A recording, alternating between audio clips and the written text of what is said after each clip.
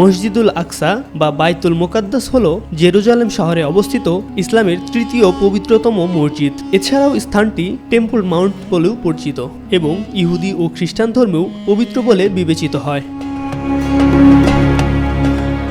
ইসলামের বর্ণনা অনুযায়ী হযরত মুহাম্মদ সাল্লাল্লাহু আলাইহি ওয়াসাল্লাম মেরাজের রাতে মসজিদুল হারাম থেকে আল আকসা মসজিদে এসেছিলেন এবং এখান থেকেই তিনি ঊর্ধ্বাকাশের দিকে যাত্রা শুরু করেন। মুসলমানদের প্রথম কিবলা এই মসজিদুল আকসা।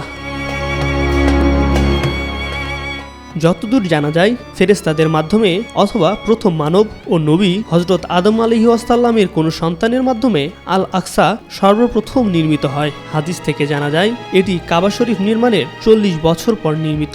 এরপর বিভিন্ন যুগে এর সংস্কার হতে থাকে। মসজিদটি 35 একর জমির উপর নির্মিত। এই মসজিদটির নির্মাণশৈলী মুসলিম ঐতিহ্যের রাজসাক্ষী।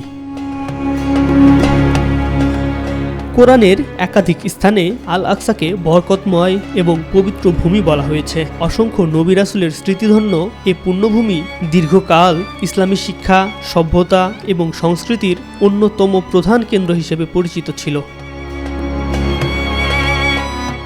মসজিদের পুরো এলাকাটি 14 হেক্টর জায়গা জুড়ে বিস্তৃত। 4 দেয়াল বেষ্টিত এই এলাকাটিতে মসজিদ, মিনার, মেহরাব ইত্যাদি মিলিয়ে ছোট বড় প্রায় 200 ঐতিহাসিক স্থাপনা রয়েছে।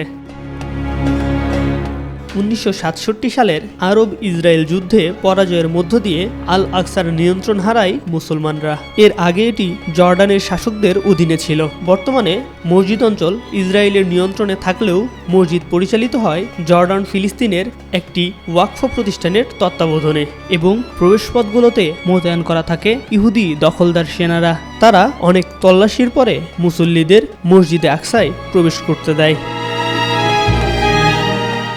আরবি ভাষায় এই মসজিদের ডোম অব দ্য রককে কুব্বত আল সাখরা বলা হয়। এটি ইসলামী স্থাপত্যের সর্বপ্রাচীন নমুনা এবং অন্যতম একটি নিদর্শন।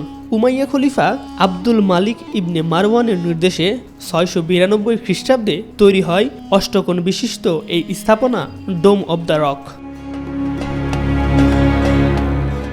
মুসলমানরা বিশ্বাস করে যে ইব্রাহিম আলাইহিসসালাম এখানেই তার পুত্র ইসমাইল আলাইহিসসালামকে কুরবানি দেওয়ার জন্য প্রস্তুত করেছিলেন। আদমকে সৃষ্টিরও 2000 বছর পূর্বে ফেরেশতারা এই জায়গায় এসেছিলেন এবং ইসরাফিল কিয়ামতের সময়ও এখানে সিংহায় ফু দেবেন। এখানে অবস্থিত সাখরা নামক পাথরের কারণেই স্থানটি ধর্মীয় দিক থেকে গুরুত্ববহ। ইহুদিদের বিশ্বাস অনুযায়ী এই পাথর হলো ফাউন্ডেশন স্টোন, যা মহাবিশ্বের কেন্দ্রবিন্দু। আর ইসলামী বিশ্বাস অনুযায়ী ডোম অব দ্য রকের ভেতরে রয়েছে সেই পাথর যেখান থেকে ইসলামের নবী মুহাম্মদ মিরাজে গিয়েছিলেন বলে মুসলমানরা বিশ্বাস করেন।